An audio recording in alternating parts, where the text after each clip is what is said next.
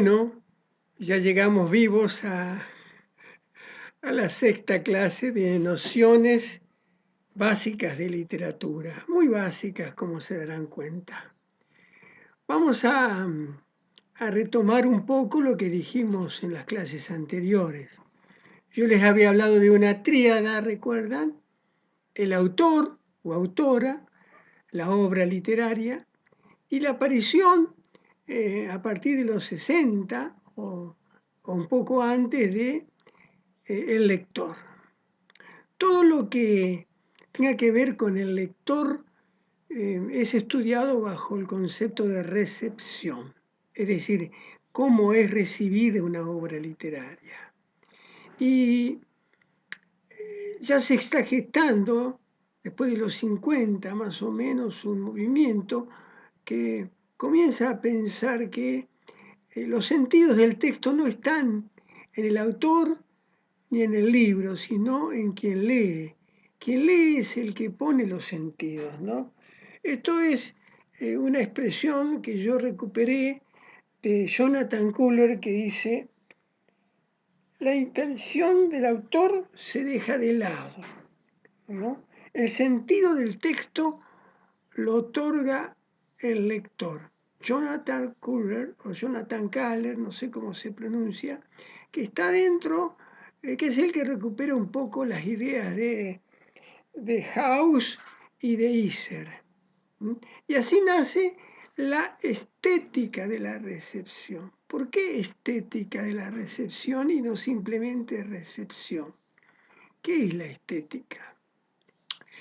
La estética para Hegel es la construcción espiritual que uno hace de un objeto que no es estético.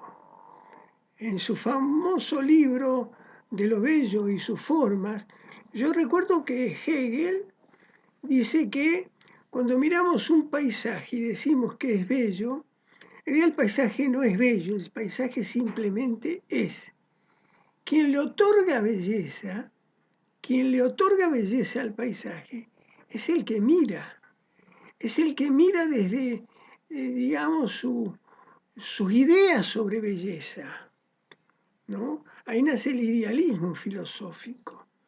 Entonces, la estética no es una condición del artista, la estética la otorga el receptor. Y con esta idea podemos decir que es el lector el que le otorga estética a un poema, es el que le otorga estética a un cuento.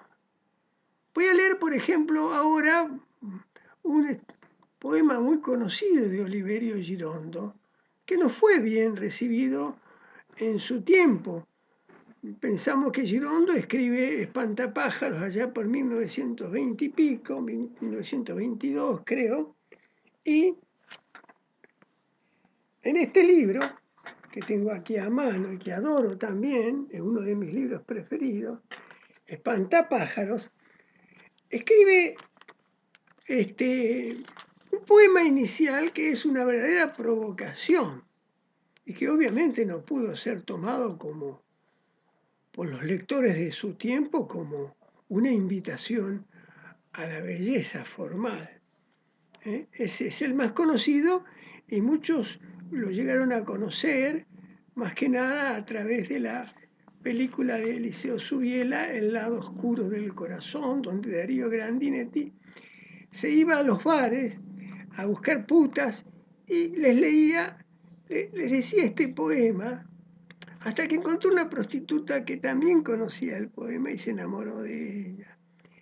A mí me encanta eso, ese hecho de que la poesía circule de manera extraña en lugares extraños, porque también eso es parte del acto poético de estar en el mundo.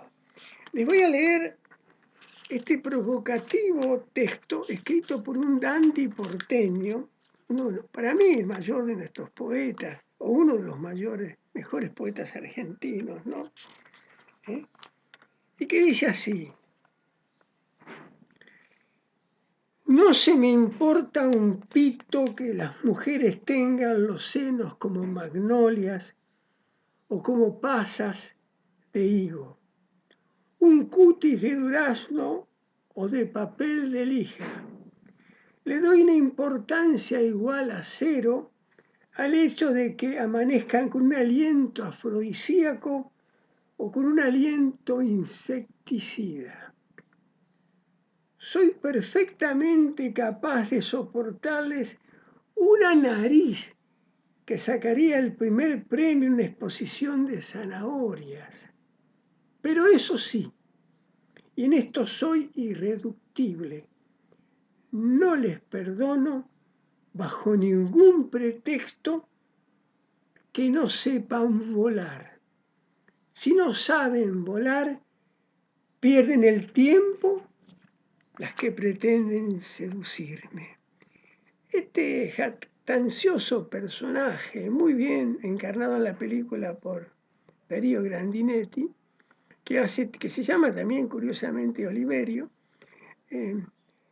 nos demuestra que esta poesía, que en su tiempo es un acto de provocación y que solo fue recibida por la crítica vanguardista y por los amigos de Oliverio que lo adoraban, no encaja dentro de los criterios estéticos de los lectores de su tiempo. Esta Argentina, ¿no es cierto?, invadida por Rubén Darío, por la poesía de Alfonsín Storni, por la poesía de Leopoldo Lugones, de Enrique Banch. ¿Cómo tomaría a Oliverio Girondo? ¿Qué pensarían de este hombre, ¿no? Alguna vez dijo Borges sobre Oliverio Girondo, dijo, esto lo dice el propio Bioy Casares en su famoso libro sobre Borges. Bioy Casares comenta que le pregunta, ¿qué te parece Oliverio Girondo? Y dijo, es bueno y sobre todo va a ser bueno el día que se dedique a escribir en serio. Bueno, de la misma manera que Borges no lo consideraba serio a Girondo, pero no solo por razones literarias, sino también por otras extraliterarias, ¿no? Que parece ser, esto es chisme al margen, que le virló una dama de la que Borges estaba muy enamorado, perdón, era Nora Lange. No solo que Nora Lange quedó fascinada con Oliverio, sino que se terminó casando con Oliverio y eso fue la cruz. George Borges no le permitió a su amigo que le virlara la dama que él le había presentado. Pero claro, el otro era más pícaro y más rápido que el pobre Jorge Luis. Chismes al margen, porque la literatura también se compone de esto. Pensemos en este poema y en los lectores posibles de su tiempo, muy pocos. De hecho, hoy Oliverio es un poeta consagrado, para muchos es el mayor innovador de nuestra poesía. Se han escrito innumerables ensayos sobre él, que les invito a leer, como el de Roberto Retamoso o el de Nobili. Nobili tiene un hermoso texto sobre la poesía experimental de Oliverio Girondo. Pero, ¿qué hubiera sido de Oliverio Girondo si los lectores no hubieran opinado o no hubieran construido sentidos sobre su obra? Hubiera desaparecido en el mar de todas las palabras, pero felizmente se salva. Entonces acá el que construye sentidos es el lector. Y Oliverio sigue gustando, es yo diría un poeta obligado de conocer, si queremos conocer algo de la mejor poesía argentina. Tenemos que leer a Oliverio Girondo. Después les voy a leer otro texto de él. Pero antes volvamos a El túnel de Ernesto Sábato y cómo se modifica un libro a partir de la lectura de la época. Cuando yo leí este libro, que había sido allá por 1973, 74, estaba terminando mi profesorado. Lo que leí fue la historia de un pintor incomprendido, un personaje poco social, que pobrecito sufría por no poder poseer espiritualmente a esa mujer que no lo que era la única que lo comprendía realmente, que era María Iribarne.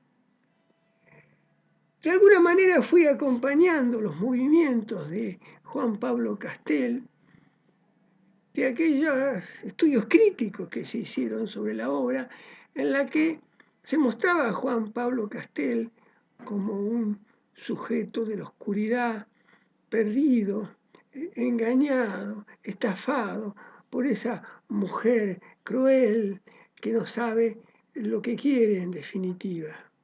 Hasta diría que la muerte de María Iribarne es un hecho menor frente al pobre Juan Pablo Castel, atormentado por culpa de María Iribarne. Es así. Pero pasó el tiempo y pasaron muchas cosas. Pasó la historia, diría Bakhtin. Y cuando volví a leer este libro, que fue hace 2 años atrás, en el Instituto Santa Catalina de Clorinda, con mis alumnas de 4º año, lo leímos por placer, lo leíamos en voz alta para disfrutar de este texto. Creo que enseguida todas las chicas, y yo también sentí que estábamos leyendo la historia de un perverso femicida, de un miserable hombre controlador de mujeres, de una escoria humana. Y se me cayó todo lo bueno que había pensado sobre Juan Pablo Castel, ¿no? ¿Quién era él para exigir ser comprendido? ¿Quién era él para querer proceder a una mujer como si fuera un objeto? ¿Quién era él para exigirle a María Iribarne que le rinda cuentas de las cosas que hacía y con quienes se veía? Y finalmente, un asesino. Es el mismo libro leído en 2 momentos distintos. Y los sentidos cambian. ¿Qué quiere decir con esto? ¿Que este libro dejó de ser relevante? No, no. Hoy creo que El túnel es la gran novela argentina. Hay pocas novelas que expliquen mejor la psicología de un psicópata perverso como El túnel de Ernesto Sábato. Si lo quieren defender, defiéndanlo, pero este libro, a la luz de los hechos cotidianos, a la luz de los de los femicidios que padecemos los argentinos, porque todos estamos viviendo, hombres y mujeres juntos. Juan Pablo Castel se diluye en esa multitud de hombres peligrosos que construye la sociedad, o que se construyen a sí mismos, o que nacieron bajo esa condición. Y ahí está la vigencia del túnel. En realidad lo que terminamos haciendo con las alumnas de 4º es justamente analizar el texto desde una perspectiva psicoanalítica, o si ustedes quieren simplemente psicológica, para determinar la patología de este personaje. Porque todas las conductas propias del psicópata golpeador y asesino están presentes en el túnel. En una palabra, ¿cuál fue la novela que escribió Sábato? Aquella novela donde de alguna manera se acercaba a este personaje, yo diría, extraño, incomprendido, a este pobre artista fracasado y enamorado en vano. O por el contrario, este túnel de ahora donde Sábato de alguna manera nos ha dicho cuál es el comportamiento de un hombre que termina matando a una mujer simplemente porque no puede ser de él. Esto es en realidad lo que nos amiga con esa teoría de la estética de la recepción. Creo que la estética de la recepción es esa, la que cataloga un libro, la que le da un lugar, la que lo canoniza o definitivamente lo olvida. Posiblemente han sido los lectores los que dejaron que un libro desapareciera de escena, a pesar de los esfuerzos a veces de la crítica. A mí me sucede con escritores que fueron muy importantes en mi formación lectora que hoy no podría volver a leer porque su lenguaje me supera, porque se encuentra fuera de época, porque de lo que hablan ya como lector no me interesa. Entonces, eh, tienen razón quienes estudian la construcción de sentidos como un modo también de completar el enfoque comunicativo de la literatura, de la que también nos habla Theo van Dijk. Con estos dos ejemplos, el de Oliverio Girondo, leído de una manera o no leído en su época, revalorizado hoy por su osadía, por su lenguaje cercano a nosotros, por su humor, por su ironía. Y el otro sábado, tal vez no el sábado que escribió este libro, en la que de algún modo él dejó elementos de su propia biografía, quiero creer en el personaje de Juan Pablo Castel, aunque no haya hecho daño tal vez a nadie, pero qué interesante que es esta perspectiva desde la estética de la recepción, porque esto nos permitiría leer con libertad, leer los libros o releerlos como me ha ocurrido a mí, también es interesante de ver. Otro ejemplo es el Demián de Hermann Hesse.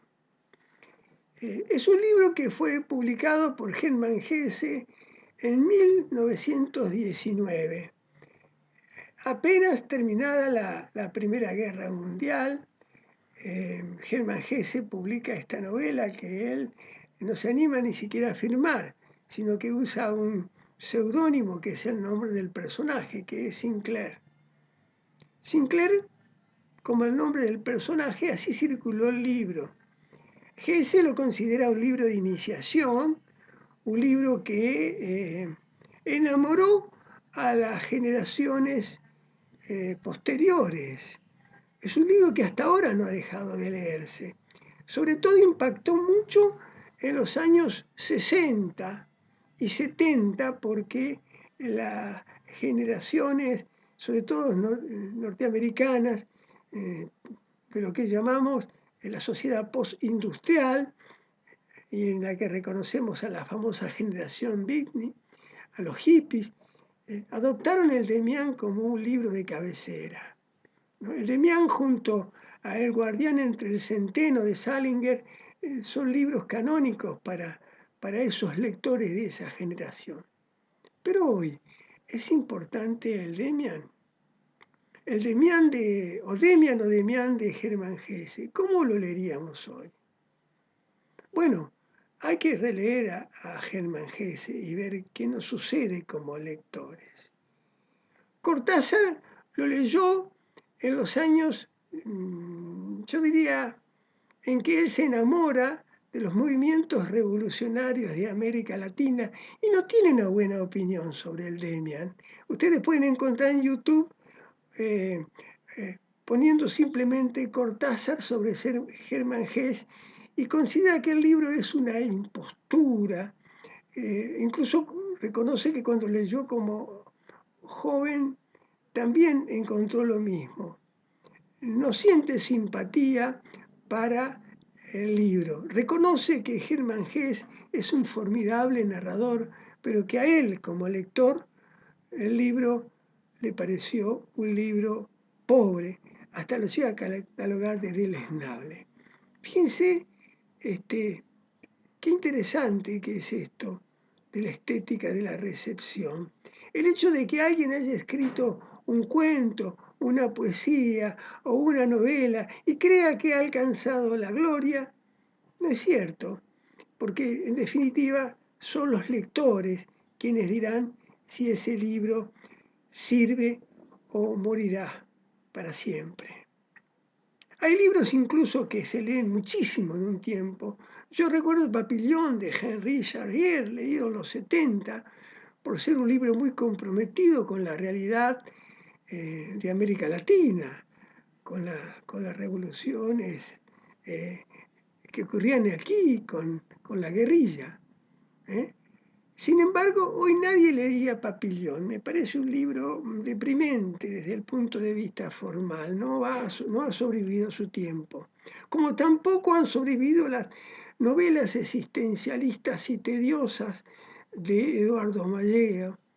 Ni tampoco nadie lee más ese libro barroco, pedante, que es el Adán Buenos Aires de Leopoldo Marechal.